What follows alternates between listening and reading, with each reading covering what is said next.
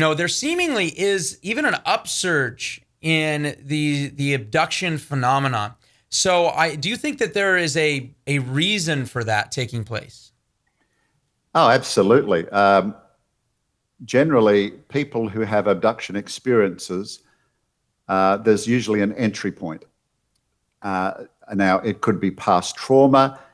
It could be dabbling in new agey spiritual things.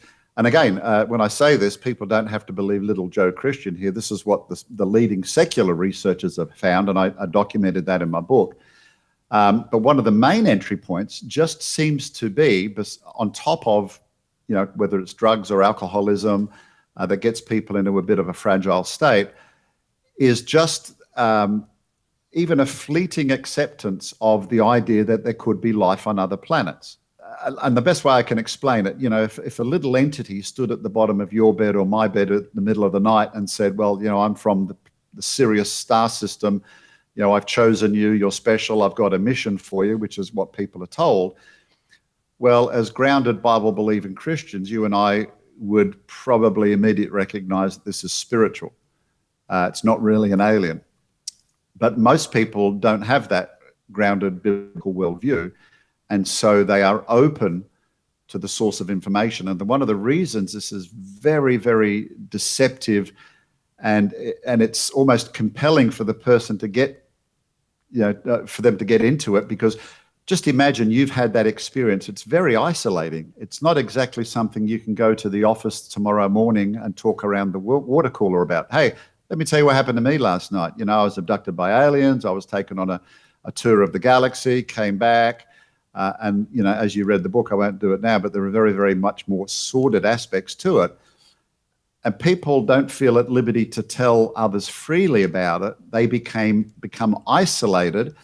And bizarrely, the only people they can kind of talk to about it are the very, very ones that are perpetrating the abuse on them, which are these spiritual entities. So in a way, they get drawn a little bit deeper. A similar analogy might be people who are abused. They don't want to go and blow the whistle. They don't want to be thought of badly. They have a sense of guilt, sometimes some shame. And so that they kind of get driven deeper into the experience and then, try to seek solace from the ones that are doing the abusing to them. It's a very similar phenomenon with abductees as well. And you mentioned, have we seen a shift? One of the pleasing and unexpected things I've discovered is when I go out and talk on this, which, I'm not trying to self-aggrandize at all. It's just been probably thousands of times over the years in churches. And I can often sit at the pulpit and, the church is advertised on the billboard, Gary Bates and aliens, 6:30 tonight.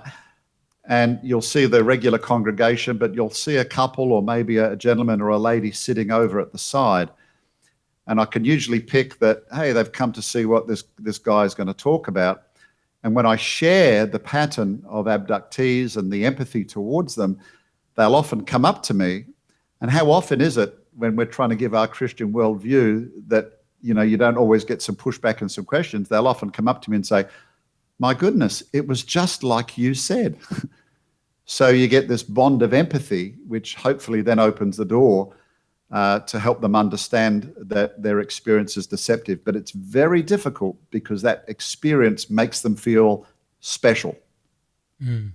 That's really interesting that you bring that out, because I want to ask you, and maybe you can kind of give us a thread, and feel free to go as long as you want on this, but I'd love to know, especially because you've done not only your own research, but also talked to people who've had these experiences.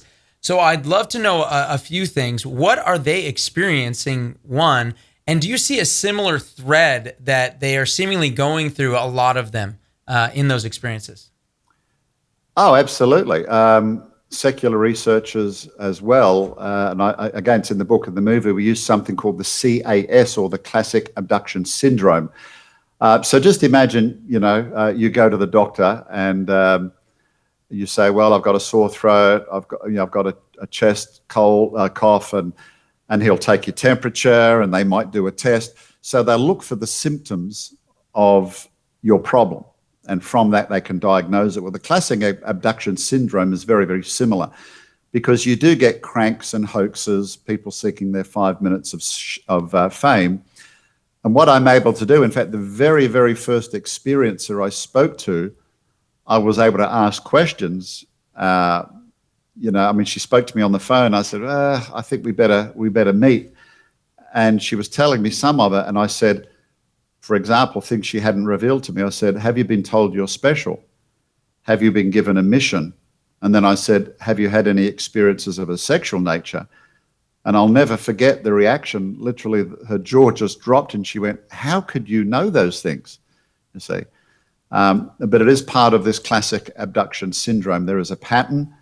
Sometimes people are driving their car, they see a light, or they're in their room and they see a light, or they see some sort of entity, and that's the last thing they remember. The most common characteristic is something we call missing time.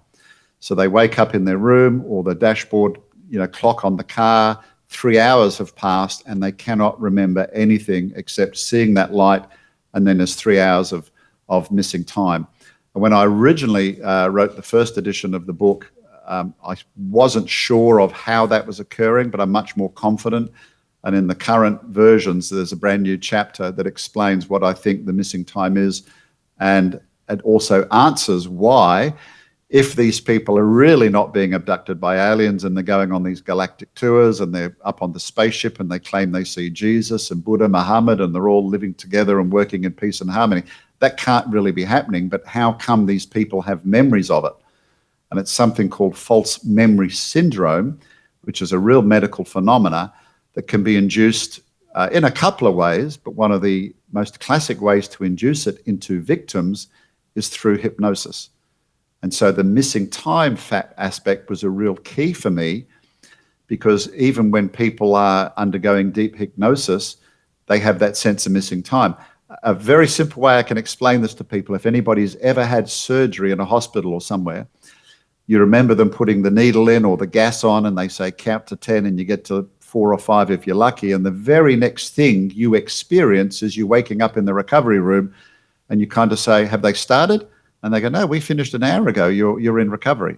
And there's been this contraction of time. No time has passed for you. But of course, still during that time, they underwent surgery and did whatever they need to do. It's the same with hypnosis. It's the other mechanism. So I believe, quite simply, that the spiritual entities, when people have these abduction experiences, are basically, and hypnotism is not the watch waving stuff. You'd be surprised how easy it is to do it on people. Most people think they can't be hypnotized, but stats show that 90% of the population are suggestible and can be hypnotized. It's during that time that I believe that a lot of this misinformation and false memory is being given.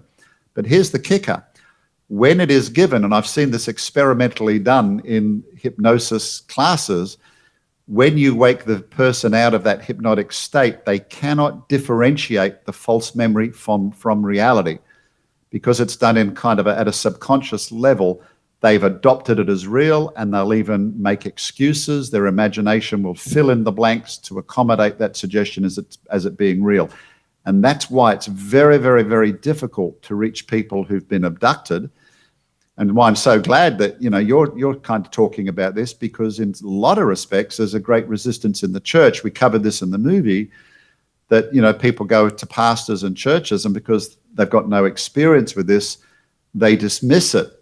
But for that person, that's a real experience. You can't dismiss it. You have to talk to them and empathize with what they're going through. And that's certainly what we tried to do through the movie.